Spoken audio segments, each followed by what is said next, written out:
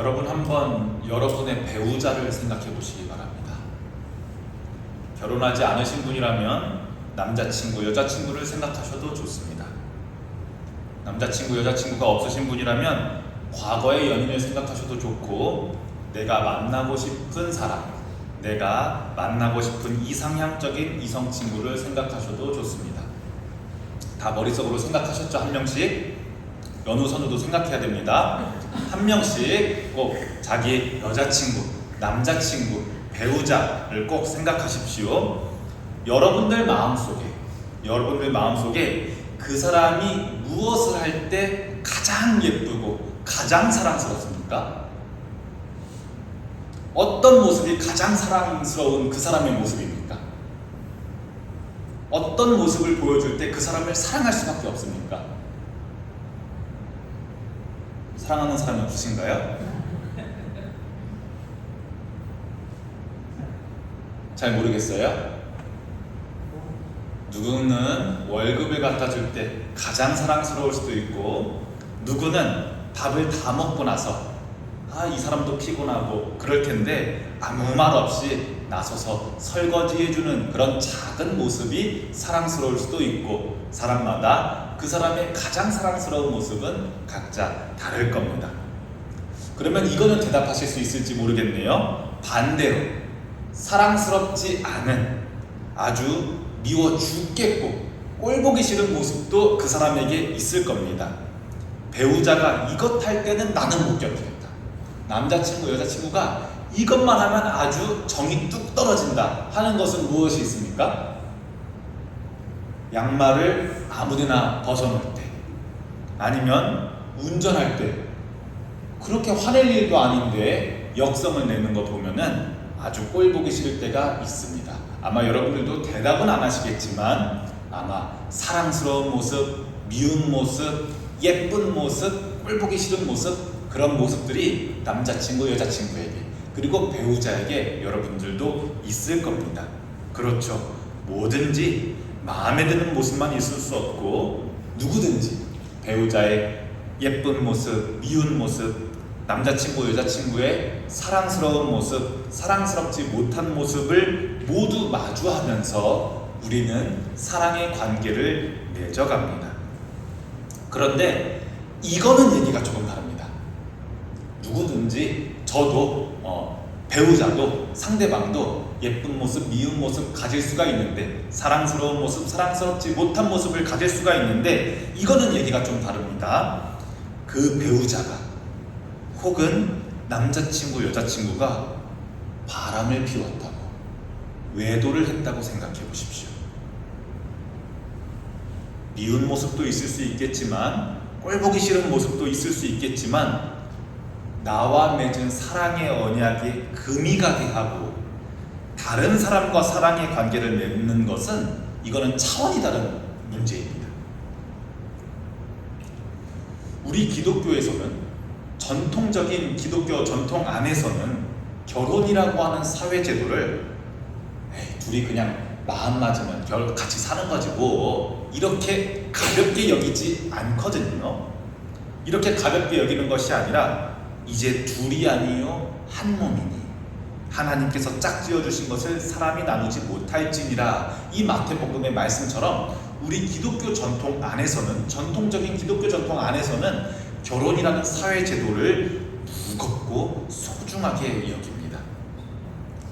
그래서 부부가 함께 맺는 사랑의 언약은 무겁고 서로가 서로에게 신실해야 하는 언약인데, 남성이 외도하든지 여성이 외도하든지 간에 누구 하나라도, 두 쌍 중 하나라도 이 서로 신실해야 하는 언약을 저버리게 된다면, 아무리 무겁고 소중한 언약이어도 그 언약은 깨질 수밖에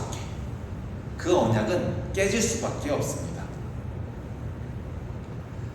그런데 오늘 성경에서는 특이하게 호세아, 여호와는 구원이시다라고 하는 이름의 사람인데, 호세아라고 하는 사람에게 하나님께서 말씀하십니다. 호세아야, 내가 너를 위해 점 찍어둔 여인이 한 명 있는데 그 여인과 결혼하거라. 그런데 그 여인은 바람피는 여인이고 외도하는 여인이고 음란한 여인이다. 그 여인의 이름은 고멜이라고 하는데, 고멜과 결혼해서 자녀를 낳아 부정하고 음란한 자녀들을 기르거라 라고 하나님께서 호세아라고 하는 사람에게 명령하십니다. 너무 이상한 명령이죠. 하나님께서 하셔서는 안 될 법한 명령이지요. 결혼이라는 것은 아까 말했죠. 기독교 전통 안에서는 하나님께서 짝지어 주시는 거룩한 언약인데, 십계명의 버젓이 간음하지 말지니라 라고 하는 계명이 있음에도 불구하고 하나님께서는 간음을 일삼는, 바람피기를 좋아하는 고멜이라고 하는 여인을 아내로 맞으라고 호세아에게 명령하십니다. 이 부분을 성경을 찾아 읽어보면 호세아 1장 초작 부분에 나옵니다. 1장 2절부터 3절을 제가 읽습니다. 여호와께서 처음 호세아에게 말씀하실 때 여호와께서 호세아에게 이르시되 너는 가서 음란한 여자를 맞이하여 음란한 자식들을 낳으라. 이 나라가 여호와를 떠나 크게 음란함이니라 하시니, 이에 그가 가서 디블라임의 딸 고멜을 맞이하였더니 고멜이 임신하여 아들을 낳으매. 이렇게 호세아는 디블라임의 딸 고멜이라고 하는 여인과 혼인하게 됩니다. 그리고 3명의 자녀를 낳는데요, 이 자녀들의 이름의 뜻을 한번 잘 보시기 바랍니다. 보통 우리가 자녀의 이름을 지을 때 좋은 뜻으로 짓습니까? 아니면은 부정한 뜻, 안 좋은 뜻으로 이름을 짓습니까? 좋은 뜻으로 우리가 이름을 짓죠. 축복이 담긴 이름을 짓고 긍정적인 의미가 담긴 이름을 짓는데, 호세아와 고멜 사이에서 나온 3명의 자녀들의 이름은 그렇지가 않습니다. 첫째는 아들을 낳았습니다. 이스르엘이라고 하는 이름의 아들을 낳았는데요, 이 이름의 뜻은 하나님께서 모이게 하지 않고 흩어버리신다. 모여야지 나라가 되는데 하나님께서 흩어버리신다 라는 뜻의 이름의 첫째 아들을 낳았고요, 둘째는 딸을 낳았습니다. 이름은 루하마입니다. 로는 부정적두어, 아니라고 하는 뜻의 적두어입니다. 하나님의 긍휼을 받을 수 없다, 하나님의 자비를 받지 못한다 라고 하는 이름의 둘째 딸을 낳게 됩니다. 막내는 아들을 낳았습니다. 역시 로로 시작합니다. 로암미, 너희는 나의 백성이 아니다 라고 하는 이름의 뜻을 가지고 있습니다. 이렇게 하나님의 축복이 아닌 저주스러운 흩어버릴 거다, 너희를 긍휼히 여기지 않는다, 너희는 나의 백성이 아니다, 이렇게 저주스러운 이름의 자녀들을 낳게 됩니다. 사실 호세아가 살았던 곳은 하나님의 말씀을 지지리로 듣지 않았던 북이스라엘의 선지자가 바로 이 호세아였습니다. 시기는 어느 때냐면 여로보암 2세 시기인데요, 북이스라엘 왕조가 총 19명의 왕이 있었는데, 저도 사실 이 순서를 다 외우지는 못하거든요.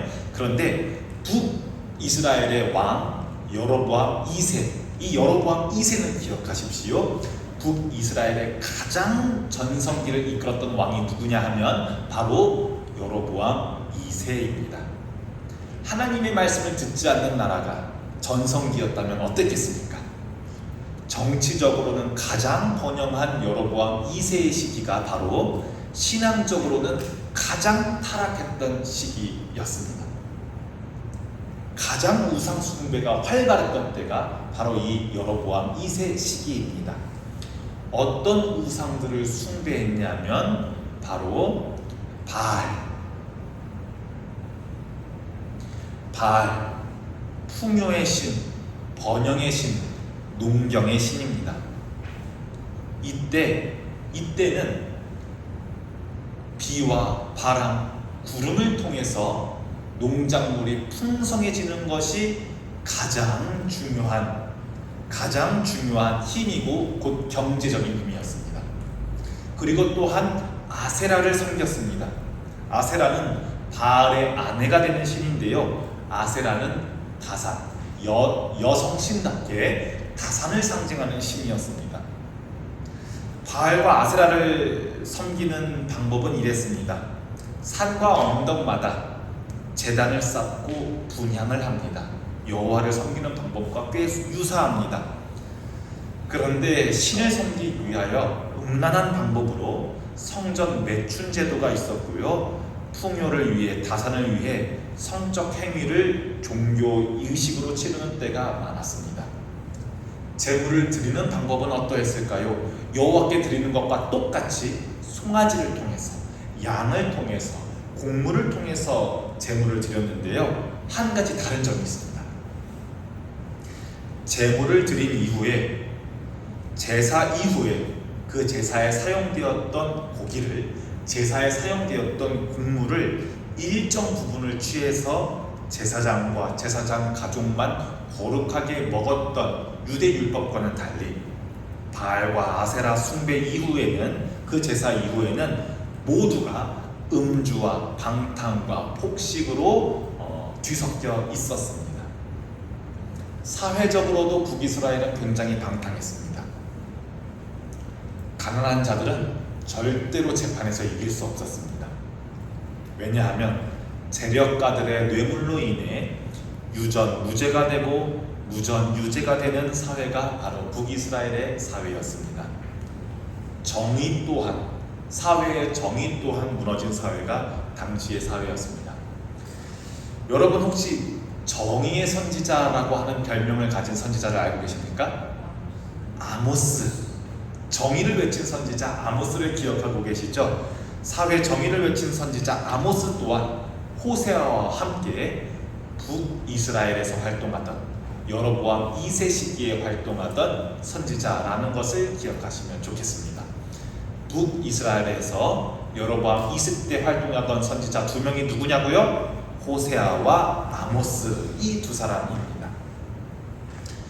어쨌든 이렇게 호세아는 고멜과 결혼하여서 이스르엘, 루하마, 그리고 막내 이름이 뭐라고요? 로암미, 이렇게 3남매를 낳아서 살고 있었습니다. 그런데 고멜은 어떤 여인이라고요? 가늠하는 여인, 음란한 여인이라고요. 제 버릇을 어디 주지 못하고 결국 남편은 버려둔 채, 3남매는 버려둔 채 집을 떠나서 새로운 남자를 찾아서 나를 만족시켜줄, 나의 욕구를 채워줄, 나를 더 행복하게 해줄, 나를 더 즐겁게 해줄 남자를 찾아 집을 버리고 떠나버렸습니다. 마치 북이스라엘의 백성들이 하나님과의 언약관계, 하나님과의 서로 신실해야 하는 언약관계를 버리고 바알을 찾아, 풍요를 줄 수 있는 바알을 찾아, 다산을 줄 수 있는 아세라를 찾아 떠났던 것처럼 말입니다. 하지만 눈앞의 풍요를 위해 바알을 쫓는 것이 결코 이스라엘 백성들에게 유익하지 않고, 다산과 번영을 위해 아세라를 쫓는 것이 결코 유익하지 않는 것처럼, 새로운 남자를 찾아 떠났던 고멜 또한 결코 만족을 얻을 수가 없었습니다. 이 남자 저 남자를 만나도 그 만족을 채울 수가 없었고 결코 행복에 도달할 수가 없었습니다. 이 남자 저 남자를 만났지만 결국 마지막에는 마지막 남자로부터 버림받고 추락하고 망가져버리게 됩니다. 하나님께서는 당시 고멜의 상황을 잘 묘사해서 우리에게 알려주시는데요. 호세아 2장 7절, 호세아 2장 7절을 우리가 한번 같이 읽어보면 좋겠습니다. 2장 7절의 말씀입니다. 시작. 그가 그 사랑하는 자를 따라갈지라도 미치지 못하며 그를 찾을지라도 만나지 못할 것이라. 그제야 그가 이르기를 내가 곧 남편에게로 돌아가리니 그때의 내 형편이 지금보다 나았음이라 하리라. 네, 그 어떤 남자를 만나도 자기가 기대하는 것에는 미치지 못했고, 누구를 만나더라도 이 남자야 하는 만남을 가질 수가 없었습니다. 욕구는, 욕망은 그 선까지 채운다고 채워지는 것이 아니었습니다. 차라리 본 남편 호세아와 함께 있을 때가 좋았다고 고멜은 뒤늦은 후회를 하게 됩니다. 그런데 여러분 한번 생각해 보세요. 양심이 있으면 여러분 고멜이 호세아에게 연락을 하면 돼요, 안 돼요? 안 되죠. 양심이 있으면 그러면 안 되죠. 집 버리고 남편 버리고 아이들 버리고 떠난 사람이 무슨 염치가 있다고 호세아에게 연락할 수가 있겠습니까? 반대로 생각해 보세요. 버림받은 호세아도 제정신이면 고멜을 받아주면 돼요, 안 돼요? 안 되죠. 사람이 변합니까? 사람이 바뀝니까? 지금 받아준다고 고멜이 자기 하던 버릇을 버리고 남편만을 사랑하는 좋은 아내, 아이들을 사랑으로 양육하는 좋은 엄마가 될 수 있겠습니까? 우리 생각으로는 그렇지 못할 것 같습니다. 그런데 오늘 우리가 읽은 본문 말씀에 호세아는 그 해서는 안 될 바보 같은 행동을 하게 됩니다. 그런데 그 바보 같은 행동을 명령하시는 분이 누구냐면 바로 하나님께서 호세아에게 명령하십니다. 오늘 읽은 우리 본문 말씀 호세아 3장 1절부터 3절을 여러분들이 가지고 계신 성경 개역 개정 성경을 보시고 저는 현대인의 성경 번역 버전으로 한번 읽어보겠습니다. 여러분들의 눈은 한번 성경책을 보시고 귀로는 한번 제가 하는 현대인의 성경 번역을 들어보십시오. 여호와께서 나에게 말씀하셨다. 너는 다시 가서 가늠한 내 아내를 사랑하라. 이스라엘 백성이 다른 신을 섬기고 우상에게 제물로 드리는 건포도 빵을 즐겨도 나 여호와가 여전히 그들을 사랑하는 것처럼 너도 내 아내를 사랑하라. 그래서 나는 은 약 170g과 보리 18마를 주고 아내를 사서 그녀에게 당신은 당분간 혼자 조용히 지내도록 하시오. 이제는 다른 남자를 쫓아다니거나 간음을 해서는 안 됩니다. 나는 당신을 기다리겠소 하였다. 이렇게 번역이 맞춰지게 됩니다. 그런데 여러분 조금 의아하시죠? 왜 호세아가 내연남에게 찾아가서 은과 보리를 주는지 의아해하실 수도 있습니다. 현대와는 다르게 고대 근동사회에서는 여성분들은 기분이 조금 안 좋을 수 있지만 당시 고대 근동사회에서는 결혼한 여인이 남편을 떠나 다른 남자와 살다가 그러니까 바람을 피다가 버려지게 되면 경제적인 보호를 상실하게 됩니다. 경제적인 보호를 받을 수가 없게 됩니다. 그래서 내연남에게 버려진 여인은 종처럼 노예처럼 팔리거나 거래 대상이 되곤 했습니다. 왜냐하면 경제적인 보호를 해줄 필요가 없거든요. 보통 사람을 팔아넘길 때 보통 노예와 종을 거래할 때 당시에 거래할 때 평균적인 가격은 기준적인 가격은 은 30세겔이었습니다. 여러분 가룟유다가 예수님을 팔아넘길 때 얼마를 받았는지 아시죠? 은 30세겔을 받았던 것처럼 말입니다. 그런데 호세아는 은 30세겔을 내지 못하고 은 15세겔과 보리 한 홈의 반을 합쳐서 내연남에게 지불하였습니다. 아마 호세아는 은 30을 다 낼 수 없었기에 있는 것 없는 것 막 합쳐가지고 그러니까 호세아의 경제적인 상황이 은이야 세고 셌는데 은 30이야 뭐 가져가쇼 이렇게 낸 게 아니라 호세아 입장에서는 아주 값비싸게 은 15하고 이것저것 보리로 다 바꿔가지고 값비싸게 재산을 모아서 노예처럼 종처럼 이리 팔리고 저리 팔릴 위치에 있는 고멜을 값비싸게 치르고 다시 데려옵니다. 내연남에게 그 값을 다 치르고 고멜을 다시 우리 집으로 데려옵니다. 그리고 다시 사랑받을 만한 자격도 없고 데려올 가치도 없는 고멜과 호세아는 다시 바보같이 사랑의 관계, 부부의 관계를 시작하려고 합니다. 이처럼 하나님께서도 자격 없는 이스라엘을 값주고 다시 언약 관계를 맺으려고 하시는 이 자기 자신의 바보 같은 이스라엘 백성들을 향한 사랑을 호세아를 통해서 보여주고 싶어 하셨습니다.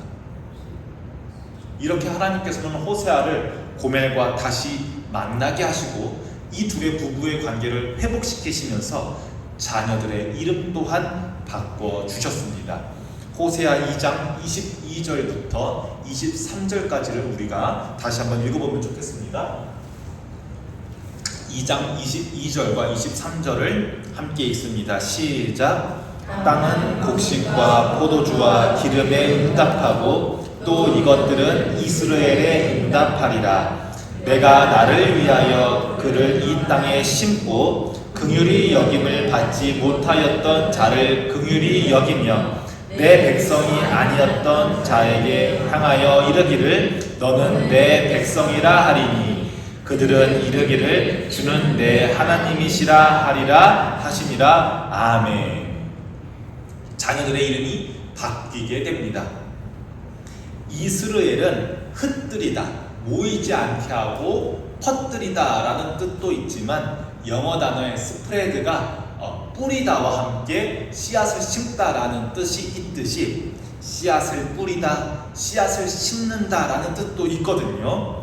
그리고 둘째, 루하마는 앞에 부정적도 로가 빠지고 루하마, 즉 긍휼을 받는다, 너는 나의 긍휼을 받는다 라는 이름으로, 그리고 막내 아들 로암미는 앞에 있는 로가 없어져서 암미, 너는 나의 백성이다 라는 이름으로 바뀌게 됩니다.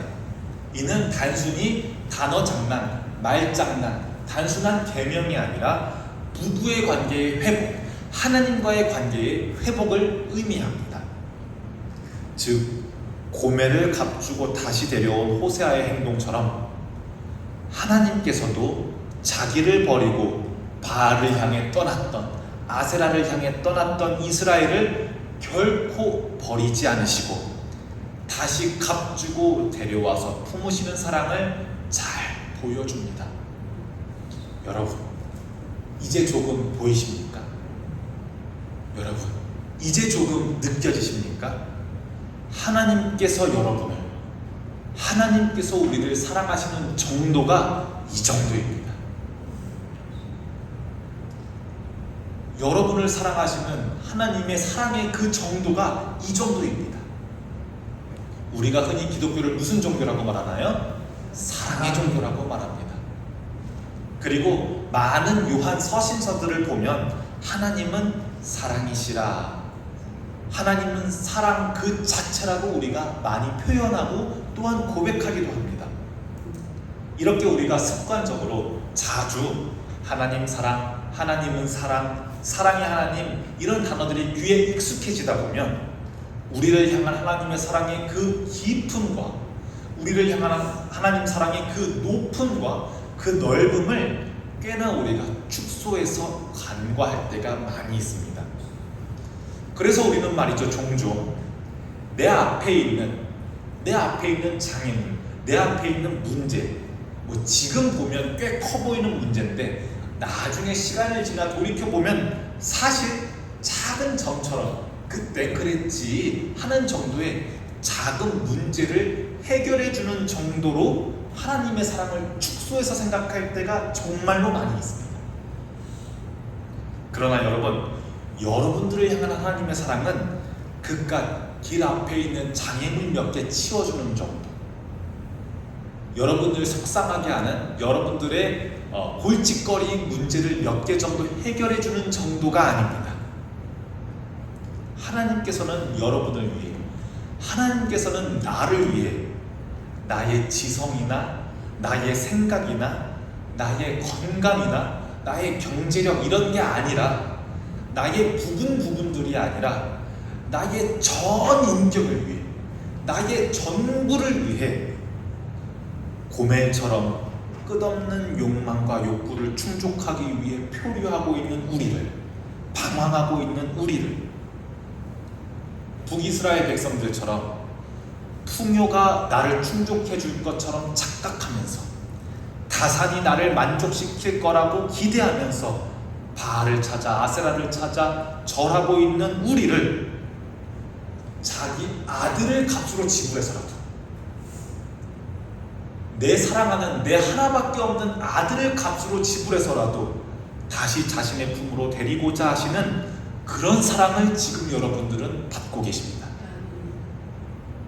그 사랑 안에서 우리가 어찌 기뻐하지 않을 수가 있겠습니까? 그 사랑 안에서 우리가 어찌 예배하지 않을 수가 있겠습니까? 그리고 그 사랑을 받는 우리가 어찌 서로 사랑하지 않을 수가 있겠습니까? 그 사랑을 받은 우리가 어찌 그 사랑을 찬양하지 않을 수가 있겠습니까? 호세아와 고멜의 세 자녀처럼 여러분들은 하나님께서 주신 사랑으로 이 교회의 씨앗처럼 심기셨고, 하나님의 사랑 안에서 긍휼하심을 입으셨고, 그리하여 하나님 나라의 백성이 되셨습니다. 그러니 여러분, 절대로 아들들 이름은 잊으셔도 됩니다. 호세아와 아모스 잊으셔도 됩니다. 여로보암 2세, 전성기 이런 거 내용들 잊으셔도 됩니다. 하지만 이것은 잊지 마십시오. 매주 예배를 통해 잊지 말고 다시 기억하십시오. 여러분들은 이 정도의 사랑을 받으시는 분이라는 것을 절대로 잊지 마십시오. 유명한 CCM의 가사말로 설교를 마치고자 합니다. 당신은 사랑받기 위해 태어난 사람, 지금도 그 사랑 받고 있지요. 당신은 사랑받기 위해 태어난 사람, 지금도 그 사랑을 받고 계십니다. 기도하겠습니다. 자비로우신 하나님 아버지, 오늘 호세아와 고멜의 이야기를 통해 우리를 향하신 하나님의 끝까지 포기하지 않으시는 사랑을 보게 하시니 감사합니다. 우리는 자주 하나님보다 우리를 풍족하게 해주는 바알과 아세라를 더 사랑하고 눈앞에 있는 유익과 욕심을 쫓으며 주님을 떠날 때가 많이 있음을 고백합니다. 그럼에도 불구하고 우리를 버리지 않으시고 값주고 다시 사셔서 주님의 품으로 불러주신 그 은혜를 우리가 기억합니다. 하나님, 우리가 받은 이 사랑을 가볍게 여기지 않게 하시고 매일의 삶 속에서 그 사랑을 기뻐하면서 찬양하게 하옵소서. 또한 우리 가정과 우리 공동체가 서로 사랑하면서 그 긍휼을 나누는 증인으로 살아가게 하옵소서. 예수 그리스도의 이름으로 기도합니다. 아멘.